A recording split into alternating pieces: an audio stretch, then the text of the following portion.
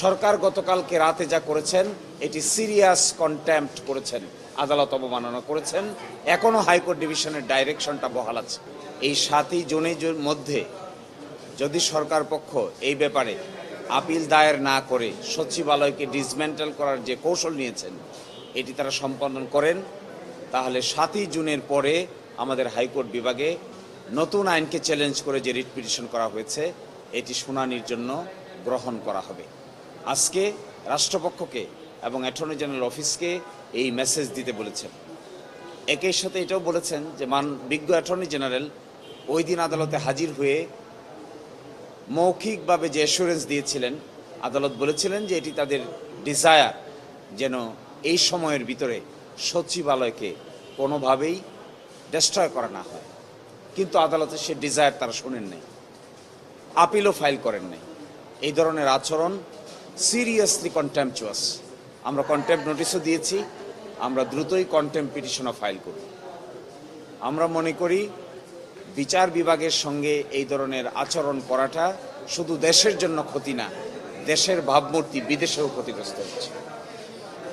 একটা বড় ধরনের সংস্কারের অংশ হিসেবে বিচার বিভাগকে আলাদা সচিবালয় প্রতিষ্ঠা করা হয়েছে এবং এই সচিবালয় প্রতিষ্ঠা করার ক্ষেত্রে বাংলাদেশ সম্পর্কে পৃথিবীর বিভিন্ন দেশে মানুষের ধ্যান ধারণার ভালো জন্ম নিয়েছিল, উচ্চ ধারণার জন্ম নিয়েছিল যে বাংলাদেশ সত্যিকার অর্থেই একটি স্বাধীন বিচার বিভাগ প্রতিষ্ঠায় কার্যকর ভূমিকা রেখেছে।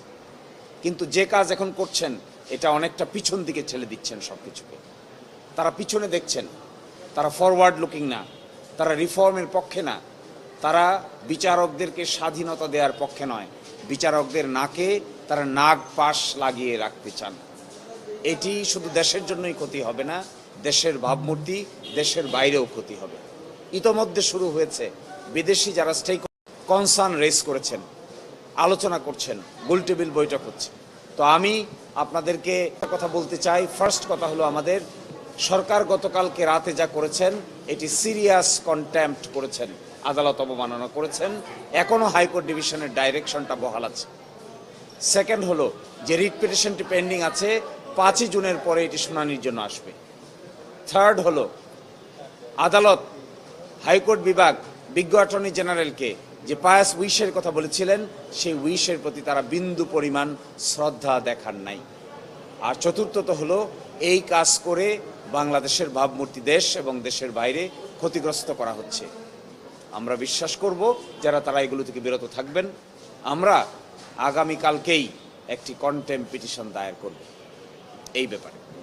আজকে আমরা কোর্টে মেনশন করেছি রিট পিটিশনটা পেন্ডিং আছে my lord justice Sohel Ahmed এর ডিভিশন বেঞ্চে, আহমেদ সোহেলের ডিভিশন বেঞ্চে, এবং সেখানে ওল্ড 23 নম্বর কোর্ট, সেখানে আমরা মেনশন করে এই প্রজ্ঞাপনটাও দেখিয়েছি এবং আমাদের কনসার্নের কথা বলেছি। আদালত সারপ্রাইজ হয়েছে, সারপ্রাইজ হয়ে বা আমাদের সামনে কোর্টে এসে বলেছেন, কোর্টের ডিজায়ারটা সেদিন আপনারা রিসিভ করেছেন, বিজ্ঞ অ্যাটর্নি জেনারেল নিজে হাজির ছিল, তাহলে এই সমস্ত কাজ কেন করছে?